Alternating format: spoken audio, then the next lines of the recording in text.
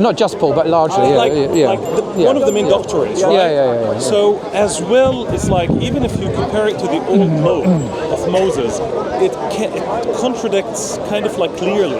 So as well, how come the church would accept that? Like and I'm sure like there is tons of honest Christian people that are seeking for faith, but like just comparing to the two doctrines between Paul and even what Jesus Christ. He this is a very good point. So we have how come they accepted that? Well, who's they? Sorry, like Christian community in general. The Christian community don't know about these things because Christian community in general. The scholars is a different matter. Many of them do know this, but most ordinary people don't read their Bibles, and if they do, they don't read them with an historian's approach. So you've got 4 Gospels, so they won't necessarily read them consecutively or then compare them, story by story by story. They read a verse here, a verse there, and put them together. Like the Christmas story is an amalgam of the Gospel of Luke, the Gospel of Matthew, and a few other medieval myths. It's not actually taught in any particular gospel. It's a patchwork, composite thing. But the gospel that Paul taught, which is salvation through believing the death and resurrection of Jesus, is not the gospel that Jesus went around Galilee preaching.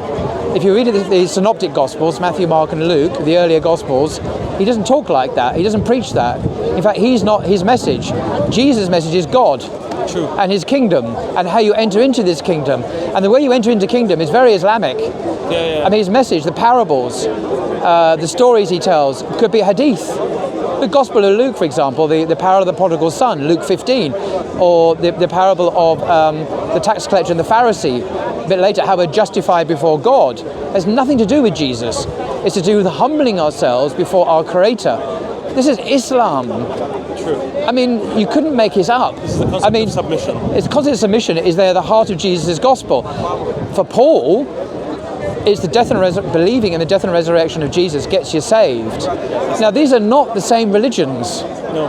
And I would say that Islam is in direct, just purely historically here, is in direct historical continuity with the original Jewish Christian community when it comes to understanding salvation, who Jesus was, and so on. So I'm sure you talk to scholars, like Christian scholars, and they knew that. And I tend to believe that a big portion of them are like honest believers. At least, if we want to put the good faith in here.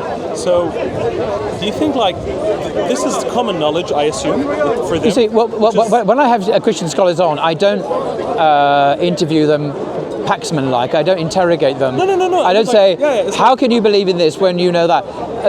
Professor Dale Martin from Yale, for example, is the closest I've ever come to that, and he believes Jesus is God and the Trinity and all that, but he also accepts Bart Ehrman's views on virtually everything. I know that because he told me so.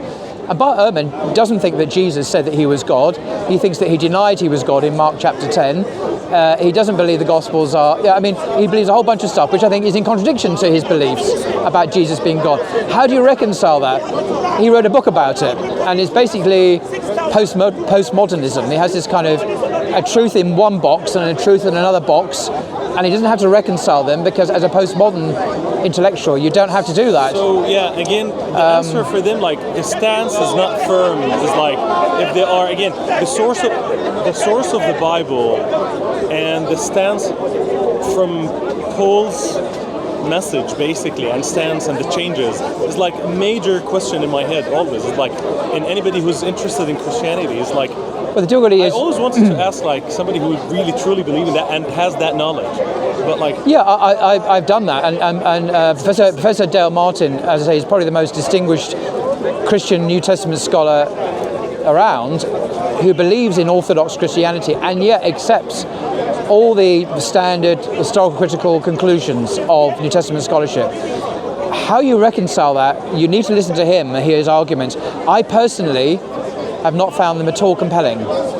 I'm being polite here. But I just haven't. I mean, if they were good, I think, but he uses, as I say, a postmodernist hermeneutic to get him out of what he sees as not a problem actually for him. But it's hard to... I've yet to come across anyone else who finds what he says compelling, by the way, but he does, and he's a Yale professor. And maybe that's the problem. The more intelligent you are, the more clever you are, the more, you know. It's hard to put your salvation based on if you have that knowledge and then you hope to be, you know, to be saved. Well, he separates his work as an historian from his work as a Christian. And he says, a Christian, I believe, I've got to believe in Jesus to be saved. As an historian, probably nothing that I've said he'd disagree with, actually. This is interesting. Last question. I know that. Okay. I'm just visiting the UK. Where are you from? Jordan, but I live in Dubai. Very nice. Yeah. It's like when you leave this small corner in here, it's like the interest in religion and overall in the street is like, for me as an observer, I could be mistaken, but like it's down to the minimum. Yeah. So, like, is it like a very isolated bubble silo in here where like people discuss religion while in the street most of the people? Well, that's interesting. What you said. What you say. I interviewed a professor from King's College, just down the road in the Strand, Professor Linda Woodhead. She's professor of the sociology of religion, and we discussed the census that came out, I think it was last year or beginning of this year, on religious observance in the UK. And there's been a catastrophic decline in Christian observance, massive decline. But hang on, this is not the whole story. Okay. This is the point. There's a bit more to it, which is the unexpected bit. The only religion in Britain that is booming, like completely contrary to the secularization, is Islam. Partly because of immigration, but also partly from conversions. So Islam in Britain is seen as cool, apparently, as her word, not mine, amongst the youth. Cool. Christianity is not seen as cool, I can assure you of that. And there are lots of reasons why it's seen as cool and a bit edgy. But what is in decline is religion, apart from Islam. But what isn't in decline is spirituality, so-called. So people have a renewed interest in angels, in Satanism, in the occult, in all sorts of DIY, grassroots spiritual practices, you name it.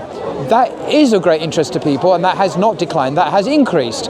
As organised religion has declined, spirituality, so-called, has increased massively. But in terms of organised religion, I don't think Islam's particularly organised. It's quite not organised. I totally because there's no agree. caliphate, there's no pope figure, there's no clergy, etc. That is the exception, and Islam, and that is a global phenomenon, is experiencing massive revival at the moment. I mean, just down here today, I heard countless stories of people who've said the Shahada down here today, it's Speaker's Corner. And it's happening all over London. People are becoming Muslims, and it's young people, it's people who are spontaneously embracing Islam all over the place. You never hear anything like that about Christianity. It just doesn't happen. Except in a few isolated churches, which numerically just get overwhelmed statistically by all the other churches that are declining.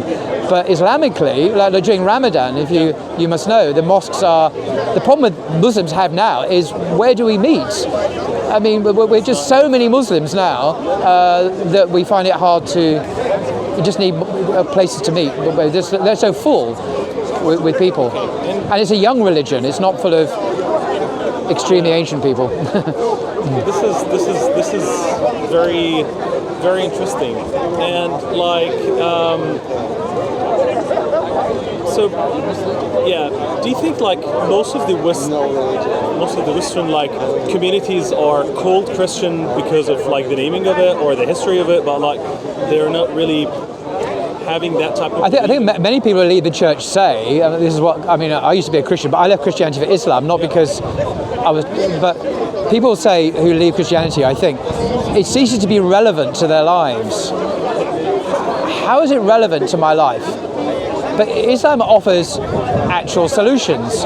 So whether, we have a gambling crisis, we have a pornography crisis, we have a crisis of materialism, we have a crisis of lack of meaning and purpose. Islam has direct answers to all of these problems, social problems, political problems, as well as spiritual problems.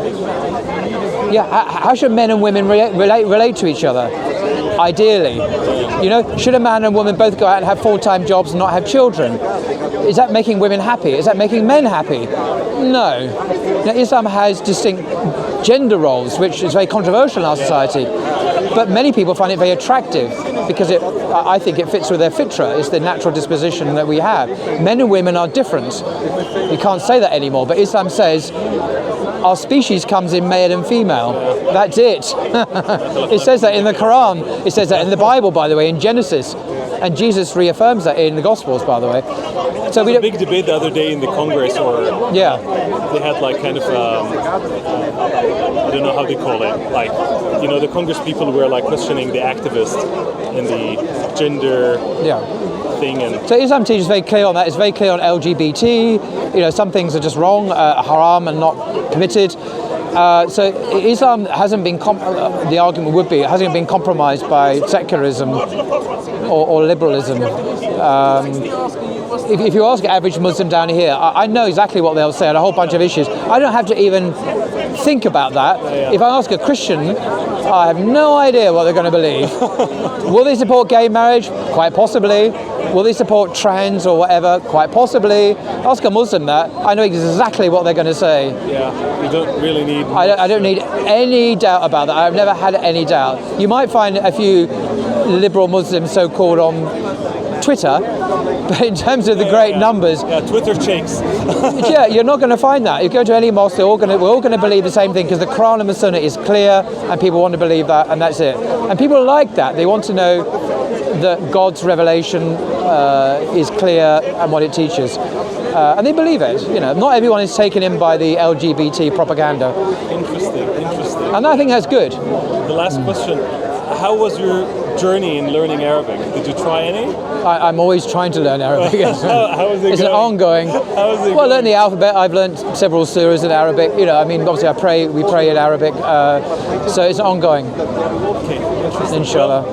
Pleasure to meet you. What's your name My again? dear, my name is Mu'adh. Love to meet It you. means the one who's protected by God. Indeed you are. Indeed you are. And by his angels. Thank you very much. Lovely to meet you. Assalamu Thank you very alaikum. much. God bless you guys. Enjoy England. Have a good Bye-bye. one. Salam. Thank you very much. Can I get rid of these microphones, perhaps? Hello. 1 and 2. Some brother. Oh, right. Oh, that's very kind. You missed all the excitement about half an hour ago. There was nearly a war here.